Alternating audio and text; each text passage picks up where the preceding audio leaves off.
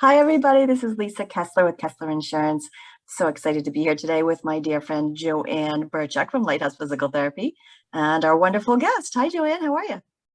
Good, Lisa. Thank you. Yes, JoAnn from Lighthouse Physical Therapy. And we are excited about another great Cheers for Charity interview. And boy, if you haven't heard about this group, you haven't been around the Seacoast for a long time.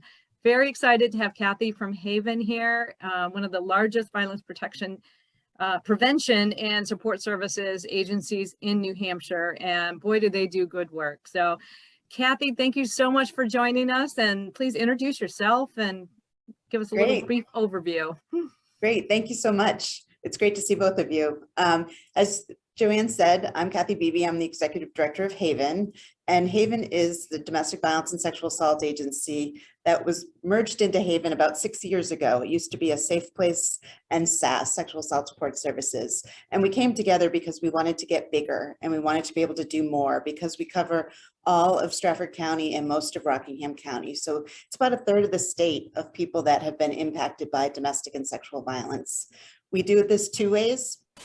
We do it through our support services and helping people 24 hours a day who might call our hotline, we might go to court with. If a child has disclosed abuse and they're being interviewed at a child advocacy center, we're there to support the family. We provide support groups. We have emergency shelter for people that are fleeing abuse and are in imminent danger. And then we also have a housing program for those that are not in imminent danger, but still need a safe place to be. That's our client services. But in addition to that, we also want to stop this from happening. So we have a comprehensive kindergarten through 12th grade Safe Kids, Strong Teens prevention education program, where prior to COVID, we went into the classrooms and we saw kids with age appropriate presentations. For the younger kids, it would be on personal body safety, finding a trusted grown-up if you're hurt, confused, or scared. For the middle schools, it was more on bullying and sexual harassment. And for the older kids, our care series, consent, awareness, respect, empathy, really teaching kids about their bodies, being safe, and finding adults if something has happened to kind of break that cycle and get them the help and the support that they need. All amazing things. You know, if we start the education early enough, we can hopefully prevent it down the road. Now tell us, how many people are you guys supporting these days through your the violence prevention? Yeah, well, we continue to see our numbers go up. You know, right now, we see over 4,000 people a year in our client services program. And prior to COVID, we would see about 15,000 kids in the area schools, which sounds like a lot, but we know how many people are impacted by domestic and sexual violence. And we know that there's a lot of people that don't know about us yet and don't know that we're the place that they can go to get help and support. So doing things like this is great to be able to spread the word. But one of the things that's happened is that the pandemic has really shown us the problem and the prevalence of domestic and sexual violence. You know, what we saw initially was that increased isolation that people experienced during the stay-at-home order. Those that were home with abusive partners were suddenly seeing their abuse escalate. They didn't have the respite of going to school or going to work and have the opportunity to reach out. We actually instituted a chat feature so that people could be at their computer and talking to us and trying to get support in case the abuser was right there in the same room with them. And so we know that there's a lot of people that need our help. It also increased our shelter need for people that their abuse reached the point where they needed to flee the relationship. And one of the challenges that we've always had is that our shelter is really small, and it was too small before the pandemic. And then we had to make it even smaller and serve less folks. So we had to implement an alternative shelter model where we've been using actually hotels to help find shelter for folks, which is great, except for the fact that shelter is more than a roof over your head. And it's a long-term support piece to help people get back to safety and self-sufficiency. And so we're still struggling with doing that, but we're doing what we can to meet the needs that are out there, because there are a lot of people that need our services, and we want to be able to be there for anyone who does. Yeah, and you guys, what a great way to pivot to, use vacant hotel rooms, that you can at least get these people into a safe environment. So long term, what are you guys looking at for helping to alleviate some of the demand? Are there bigger shelters you're looking at? Yeah, what's interesting is right before the pandemic, we were actually just about to launch a capital campaign because we knew we needed a larger shelter. We wanted less of a communal living shelter. Like right now, people picture our shelter and they picture a big, large homeless shelter with lots of beds. We have a 4-bedroom house right now as our shelter. So we knew we needed to do something else. So our goal is to build a 13-suite facility where people have their own private space to sleep and have their own bathrooms and don't have to share a bathroom, but then still have some communal living and services and programs. We also wanted to switch to mobile advocacy. Mobile advocacy is really meeting people where they're at, because although we have offices in Portsmouth, Rochester, and Epping, in addition to our shelter, people shouldn't have to come to us for all of their services and support. So we want to be able to reach out and help people kind of where they're at in the different communities that we serve.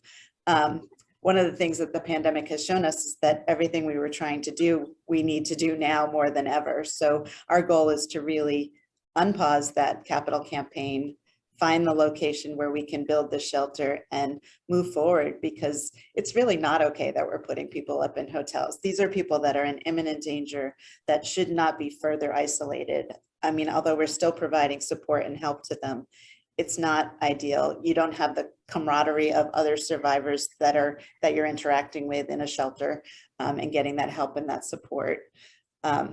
So we want to continue to do what we were starting to do even without a pandemic, which is the reason why we merged, which was to get bigger and do more to better meet the needs in our community. That's fantastic. When you're talking about that capital campaign, so do you have a timeline for that program? Well, we have a new timeline now. Our biggest challenge has been to find the land to build this on, because one of the things that we're trying to do is to co-locate our office with our emergency shelter. And it used to be that, emergency shelters had to be in a confidential residential location, and you worked really hard to keep it confidential and secure and safe.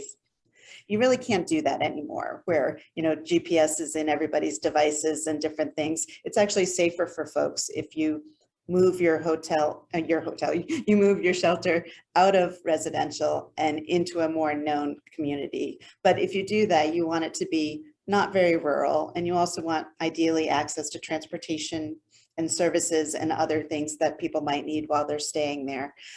So our goal, when you look at our geographic area, is, our options would really be Portsmouth or Rochester, because we already have offices there and we want to co-locate.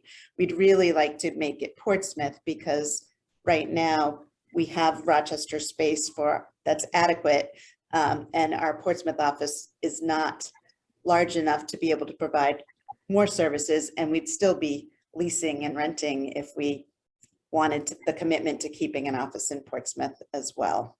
So that's our big challenge, is finding that land.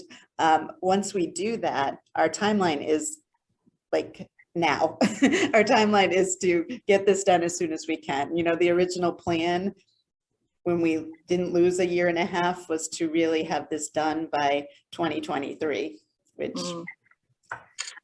it can still be done, but without land, it's a little hard to move forward. So that's a big need. It is because, originally we designed what we wanted and we had it on a certain 2 to 3 acres. Now we're looking at, okay, we could still do something on 1 acre, but what does that then look like? And it's hard to design it and figure out those pieces unless you know exactly what you're going to be building on. To make that happen. But we can't keep doing the hotel shelter model because it's also expensive. The only reason we've been able to do that is because we got specific COVID funds to be able to do that. But you think about it, paying every single night for a hotel in the area and needing several of those is not very efficient or sustainable. No, that's crazy. Yeah. Oh my gosh. Well, you guys just kill it. There's so much good work that you're doing. You guys have a fantastic reputation. I saw you all, you were at Apple Harvest Day too, right? Yes. So you're out there in the community. I thought that was fantastic. We do. We try to get out to as many places as we can. It was hard for a lot of us to not be able to be in person and out at a lot of things. But we actually got really creative with some of our programming. We were able to do some of our schoolwork still. Like, even though we couldn't go into the schools, we virtually zoomed into some of the classrooms where kids were, and were able to see about 4,000 kids during COVID, which we were really proud of, because it was, we weren't sure if we would be able to see any of them. And we really wanted to make sure they continued to get those important messages of safety and help available. Oh, thank gosh, you guys. Starting with the young is just so important to get that education out there. And I've heard some really great success stories out of that education program. Any that come to top of mind that you'd like to share? Yeah, well, I mentioned earlier how we go to the child advocacy centers and support children who have disclosed abuse. And oftentimes it's not uncommon for us to hear when we're there providing support services that the child shared what was happening to them because they participated in one of our prevention education programs, and they learned that it was okay to tell, and they found a trusted grown-up that they could talk to and get that help and that support. So we do know our programs are working. We have people that come up to us all the time when we're at things like Apple Harvest Day and talk about how they were helped by us, how they learned about us. Sometimes it's kids that have been in classroom presentations. So it's very rewarding to know that the information's getting out there and the folks that need us are finding us and getting that help and the support that they might need. Fantastic. How much of your funding right now is reliant on donations from people versus what you get from maybe grants or, government funding or stuff? So that would be helpful. Yeah. We have to fundraise about $600,000 a year to meet our budget. Our budget is actually our budget is a little over 2 million right now. But again, some of that is some of the additional COVID funds that have allowed us to do that alternative expensive model. But to keep us the way that we are right now and the size that we are and the capacity we are right now, it's about $600,000 a year that we personally fundraise. We've been trying to exceed that, both to build up reserves, because like I said, the agency, although we've been around for over 40 years, the actual Haven part of us has only been around for 6. So it's been a goal since we started to really build up the infrastructure and the sustainability with an eye towards growth. Because, when I talk about seeing over 4,000 people or 15,000 kids, there's 40,000 school-age kids just in our geographic area that we serve. There's almost 400,000 people in the geographic area that we serve. So we have to have that eye for growth, knowing that there's a lot of people that might need services that don't know about us and aren't able to access them. So we want to just keep doing more, but so awesome. Let's get that shelter so we can do more. And right. So people want to support the shelter, support Haven, maybe volunteer. Now you sometimes have those positions, get involved, or maybe need your services. How do they learn about it? Where do they go?